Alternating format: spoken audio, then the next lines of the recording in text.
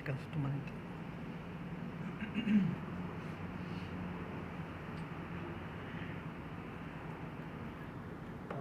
Frecuencia 1.13. No, me está sacando los precursores. Dejémoslo.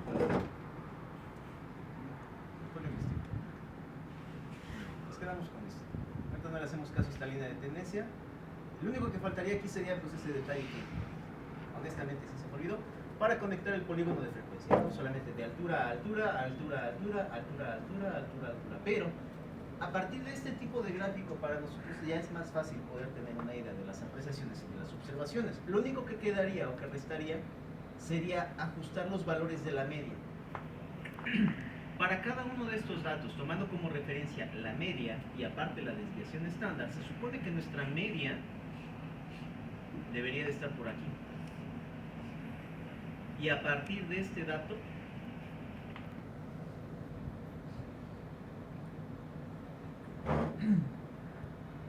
medio de horas, no, estos son los revés.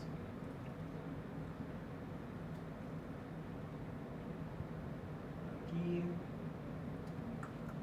estamos.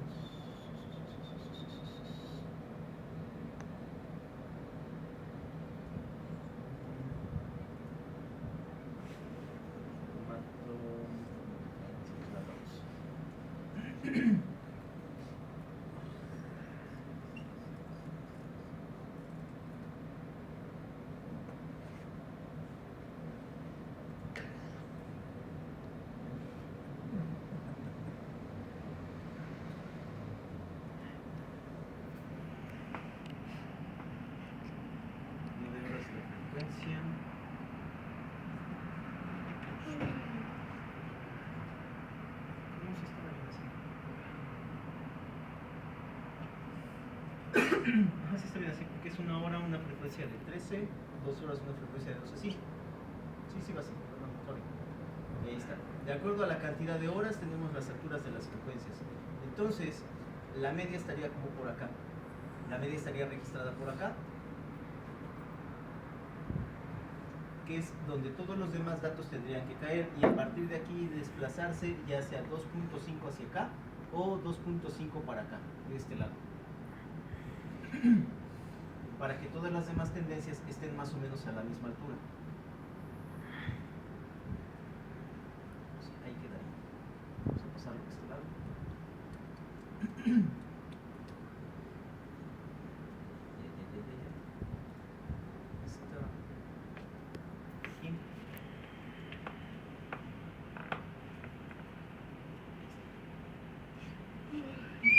Se duerma. Echen agua.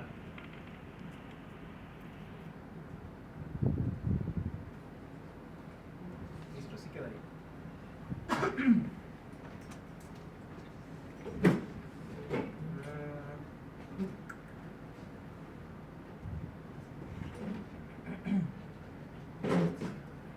¿Llegaron hasta esta parte? No.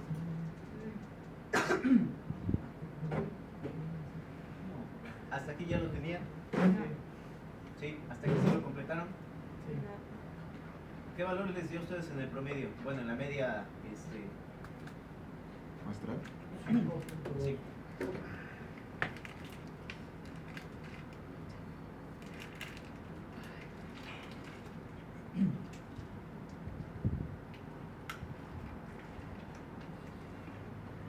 Datos que faltaría sacar de aquí ya nada más para terminar la revisión de la información. Moda.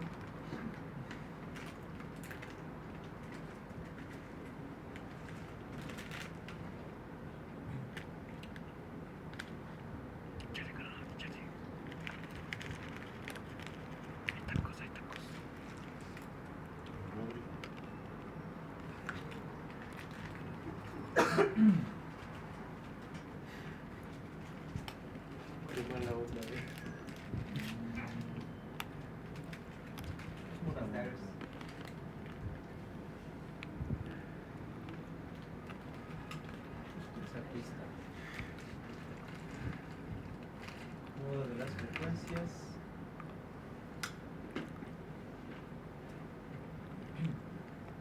La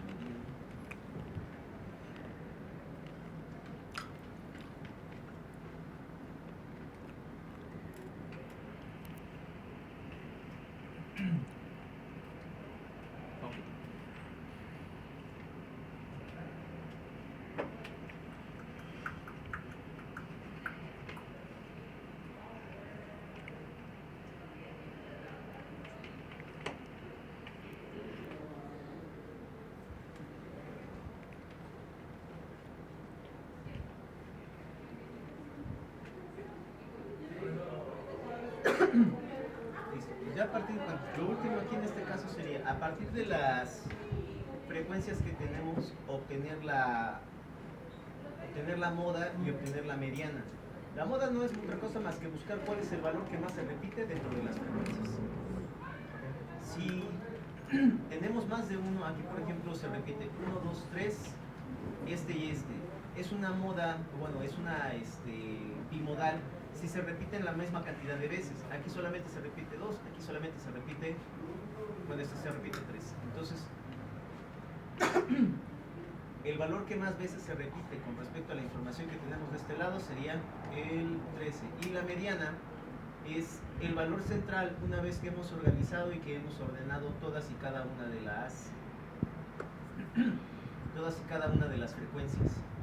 Se ordenan las frecuencias de mayor a menor y posteriormente se ajusta o se ubica cuál es la que queda en el centro. Si la mediana cae en un valor impar, se toma el del centro. Si cae en un valor par, esos dos se suman y se dividen entre dos. Se hace una semisuma y el valor obtenido ese es el que correspondería a la media. Aquí, por ejemplo,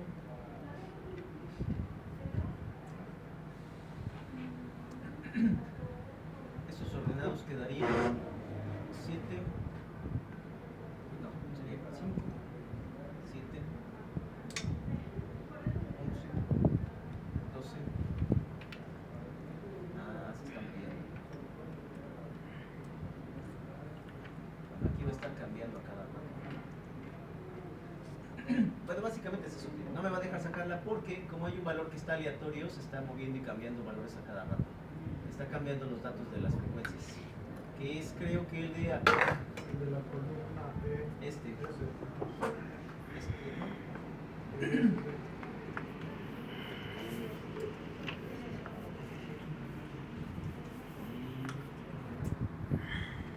ya están fijos.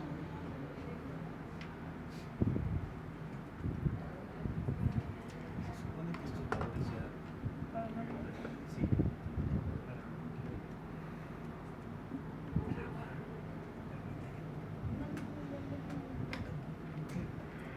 Ahí creo que con eso ya no se debería mover.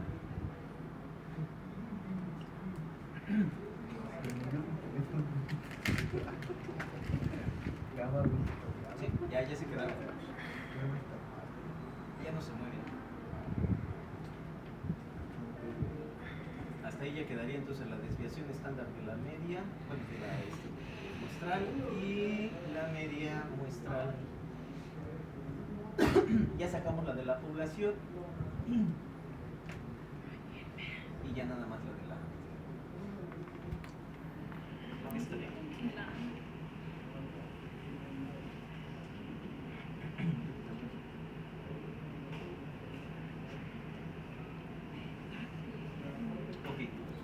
Ahora, tomando como referencia el dato que tenemos aquí,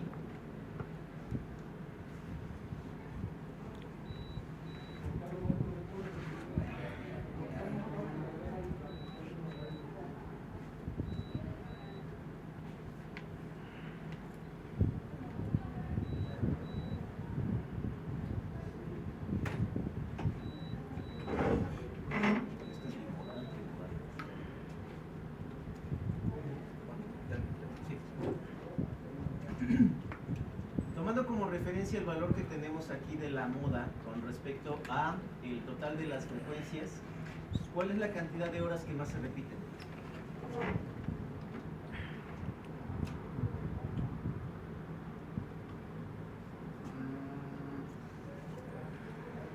8, 9. 3, 1, 3,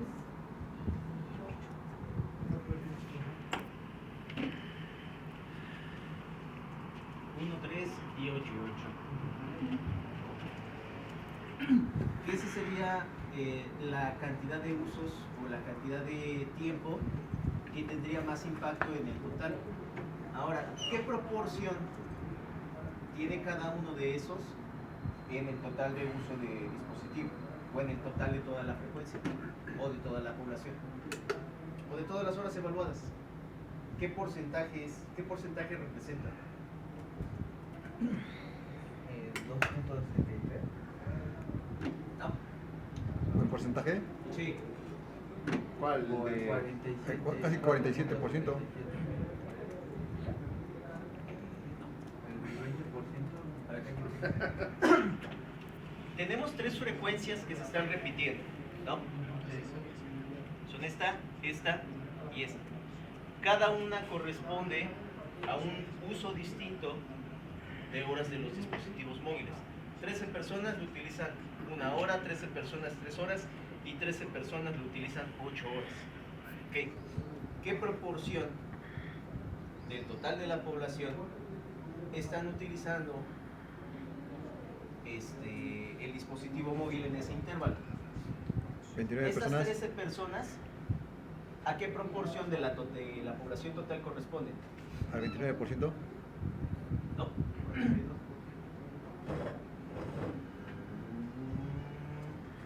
Sí. Sería el porcentaje de esta más el porcentaje de esta más el porcentaje de esta, ¿no? Sería 14 más 14 más 14. Que sería la mayor cantidad de la población ahí en ese caso. 52. ¿Es 52 o 42? 52. 52. Sí. No, es 42. No, es 42. Porque es 14, 14, 14, ¿no? Son 3. Son 3, 14. Son 3, 14. Ah, sí. Sí, no, es menos de la mitad. O sea, no es la mayoría, sí son 42. Pero es entendí 52. Sí, le dijeron 52.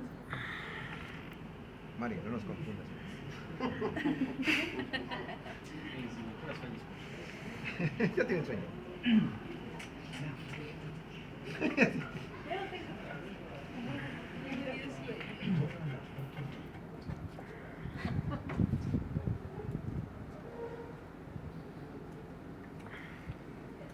Bueno, lo vamos a dejar hasta ahí este martes. Vamos a cerrar ya. Solamente hacía falta, ahorita pues ya más o menos tenemos la mayor parte. Lo único que nos haría falta sería hacer la evaluación de estos datos, pero con los intervalos. Pero ya sabemos cómo sacar los intervalos, ya vimos cómo calcular los intervalos. Aquí afortunadamente tenemos pues pocos valores para X. Si tuviéramos que hacer la evaluación ahora con respecto a la edad de las personas y ver las personas de qué edades utilizan qué tiempo el dispositivo móvil, sería diferente. Aquí solamente estamos contando personas. Aquí estamos validando las horas. Si al contrario quisiéramos saber entre qué rangos de edades está la mayor cantidad de uso del dispositivo móvil por día, entonces tendríamos que utilizar ahora sí los intervalos. ¿Por qué? Las edades van... ya lo quité, bueno. Las edades van de los 18 a los 30. Entonces, tendríamos una cantidad más amplia de frecuencias, por lo tanto sería mucho mejor agruparlas. Quizá de 18 a 20, de 20 a 22, de 22 a 24 y así, para reducir un poco la tabla. Funciona de manera un poco distinta el cálculo de la media. La varianza funciona totalmente igual, ¿vale?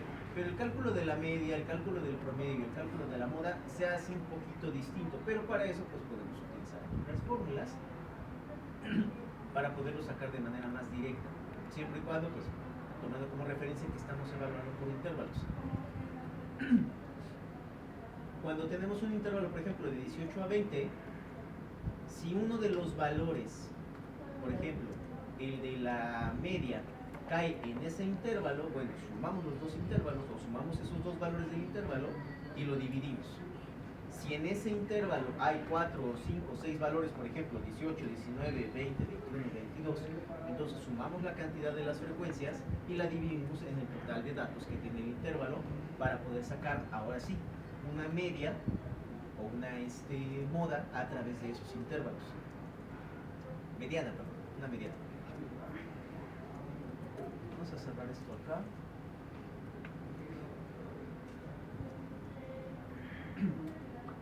Y completamos la última parte del muestreo. Ya se me están durmiendo. No los culpo, miren, honestamente también ya es pesadito.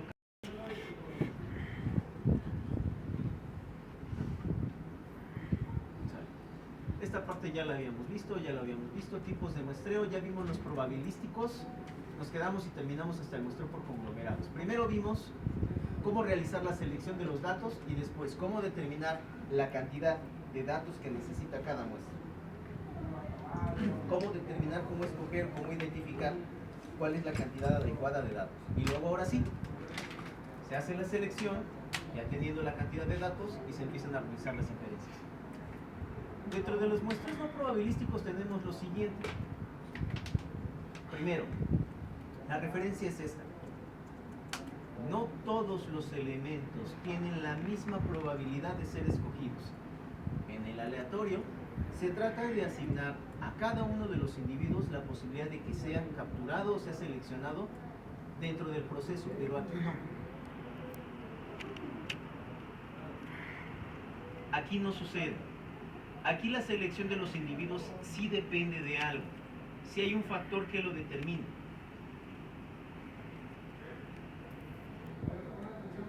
Técnicas. Muestreo por conveniencia. Los elementos de la muestra se seleccionan primero si están disponibles, si hay oportunidad o si en un periodo de tiempo esas personas están en el lugar.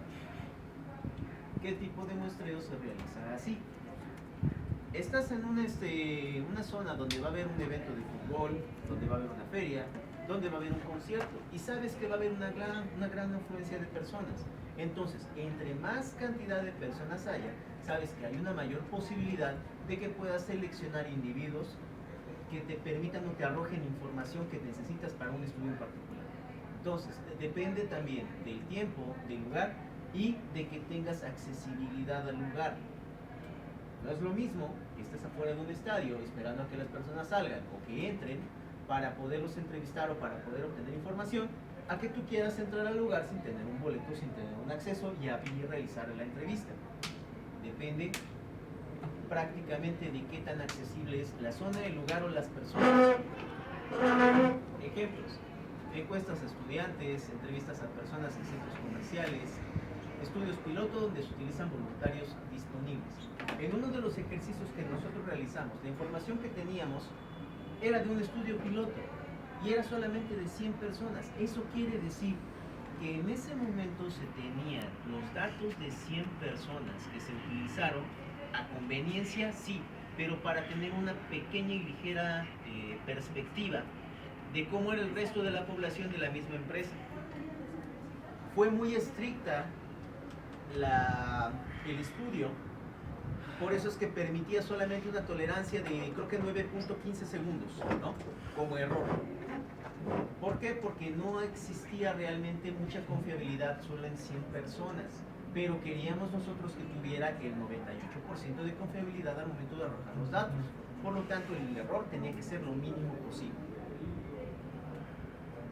Ventajas: fácil y rápido de implementar, útil en etapas exploratorias, estudios piloto, y pues no se necesita una generalización estadística. Cualquier persona puede ser parte del estudio. Depende de qué sea el estudio. Alto riesgo de sesgo en la selección. Esto es que los resultados que te dé una persona de 15 años no van a ser los mismos que te dé una persona de 40, de 30 o de 50 años. El sesgo depende del sector en el que estés localizado si tú no haces una selección todavía más amplia. Ahorita vamos a verlo ahí. Este tipo de muestreo se concatena, o sea, se complementa con el siguiente.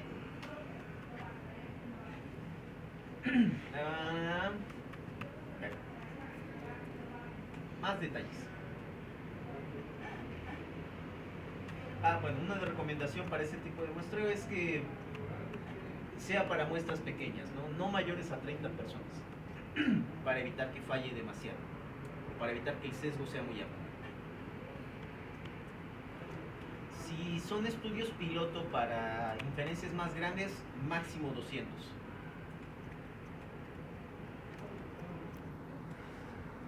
El muestreo por cuotas se anexa, se junta o también se puede combinar con el anterior. Ahora, aquí se tienen distintos grupos. Aquí se puede segmentar. Es muy parecido al muestreo estratificado, donde tienes hombres, mujeres, niños, niñas. Aquí tú realizas una pequeña preselección y diriges tu encuesta o tu estudio según la edad, según el género, según algunos pequeños aspectos, pero tú los estás premeditando. ¿Por qué no se realiza completamente aleatorio? Porque estás buscando específicamente elementos de la población que sean útiles para la participación del estudio.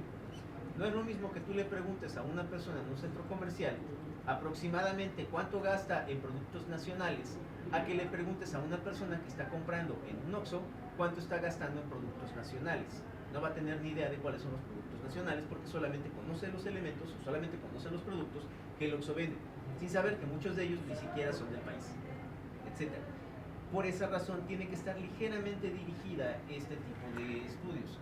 En lugar de hacerlo por estratos, lo hacemos por cuotas. ¿Cuándo termina? Cuando completamos la cantidad de cuotas.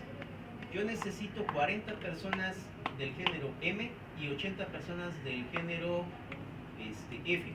Cuando tengo mis 40 personas del género M y mis 80 personas del género F, en ese momento termina. Por eso es que se determina por cuotas. Diferencia con el estratificado. Seleccionamos a la muestra con base a la proporción y en este caso no, yo determino cuántas necesito de cada uno de esos estratos. Ventajas. Sí, ligeramente más representativo porque entre más condiciones haya para la selección de la muestra, va a arrojar información más precisa según lo que se analiza. Menor costo y menor tiempo. ¿De qué depende esto? Del tamaño que sean las cuotas. Si yo digo, es que sabes que quiero hacer una cuota de 80 personas, 40 y 40, pero no me alcanza el tiempo ni me alcanza el dinero, puedo detenerlo antes de completar la cuota. ¿Me quedo en 30 o me quedo en 20? ¿Sale? Eso es lo que ayuda también a reducir el costo y sobre todo el tiempo. Útil cuando no hay listados completos de la población. Habíamos visto anteriormente que los probabilísticos casi siempre, casi todos, requieren que tengamos información completa y detallada de la población. Que sepa yo cuántos individuos hay. Y que si estoy analizando, por ejemplo, las edades, que tenga yo una estadística de los promedios de las edades para que sepa yo cuáles son los que me funcionan o me sirven. Y en este caso no. Directamente a los que selecciono, puedo preguntarle, ¿qué edad tienes? Tal, participas en el estudio. Eres parte de la cuota, si me funcionas. No, bye. Sesgos de selección, bueno, esto depende también de los criterios que utilice el observador o el investigador al momento de realizar la selección. No mide el error muestral, no nos sirve para nada la medición del error muestral porque no tenemos un dato representativo general. ¿Sale? Y depende de datos poblacionales precisos para definir las cuotas. Si yo digo quiero 90 mujeres y resulta que en la zona en la que estoy haciendo la encuesta no hay 90 mujeres, no voy a completar esa cuota. ¿Sale? Mínimamente, esto no es requisito que sea tan preciso, es necesario solamente que tengas una idea clara o una idea acertada para que sepas cómo lo puedes medir y cómo lo puedes ajustar. Conocida, la localidad, bla bla bla, representativo que muestra por conveniencia, bla bla bla. Siguiente. Creo que no están anotando, ¿verdad? Creo que están todos por el muestreo por juicio. Pregunto porque digo, es que veo que están grabando y tomando fotos, entonces para avanzar rápido. Muestreo por juicio. Ok, este es dirigido o de experto. Directamente, una sola persona es la que dice qué elementos y qué individuos son los que van a participar del estudio. Puedes tener una lista completa o puedes tener una lista aceptada y esta persona es la que dice, tú participas, tú también, tú también. Imagina que tenemos aquí a un grupo de atletas de distintos deportes, fútbol, básquetbol, voleibol, etc.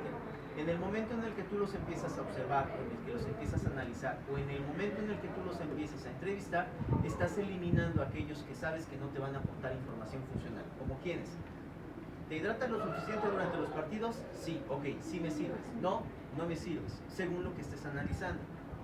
¿Cada cuánto participas en actividades deportivas por día? No, pues 3 veces a la semana. Ok, sí me sirves. No, pues 1 vez a la semana. No me sirves. ¿Esto con base a qué?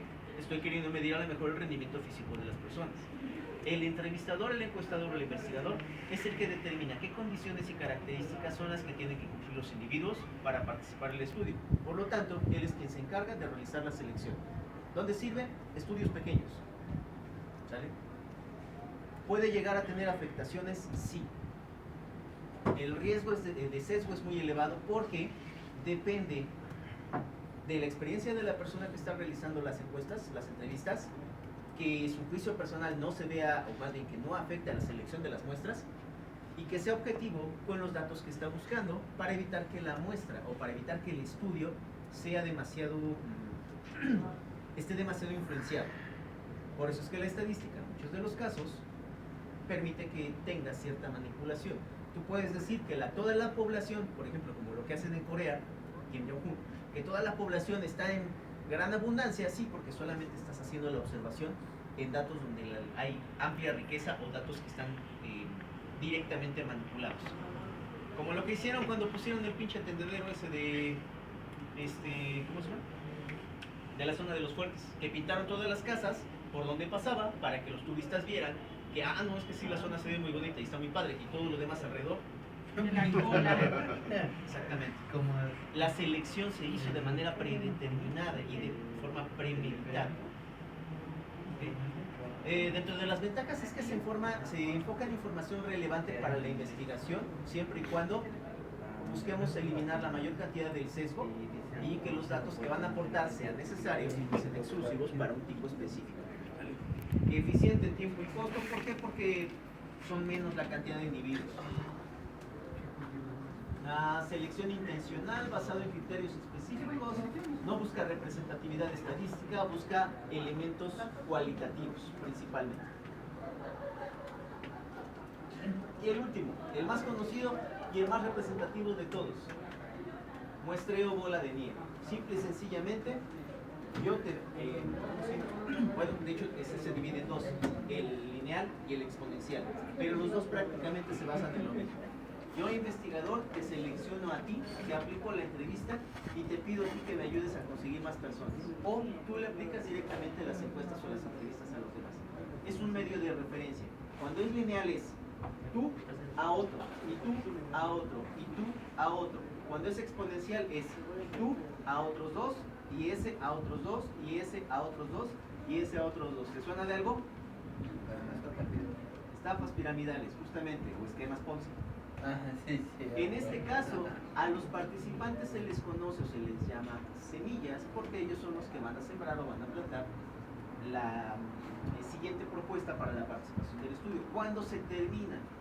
Lo determina el investigador o bien cuando la cuota se ha completado. Este se puede concatenar con el muestreo por cuotas también. Ojo, hay un detalle importante al momento de utilizar el muestreo de bola de nieve, porque yo como investigador hay zonas a las que no puedo accesar porque me van a romper la madre. Pero conozco a una persona que es de la zona y que esa persona me puede conseguir a más individuos. Utilícenlo sabiamente, sobre todo en zonas de poco difícil o nulo acceso. Hay sesgo de homogeneidad, sí, porque la persona que me está ayudando va a referir con las personas que él conoce. Vamos a ponerlo de esta manera. Quiero información acerca de un centro penitenciario, pero yo solamente conozco a una persona. Esta persona solamente se va a acercar a pedir información a los que él conoce.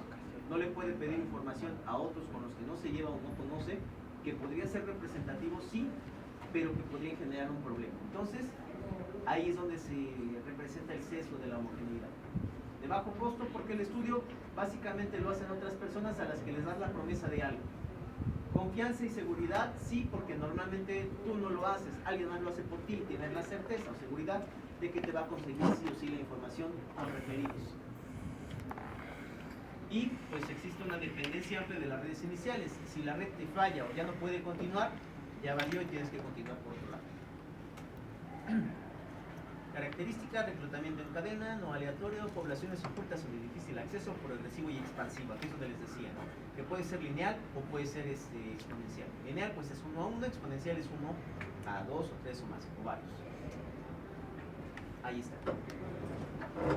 Bueno, con eso terminamos prácticamente la parte del muestreo, selección de muestras, inferencias, tablas de frecuencias. Y pues vimos digamos que en esencia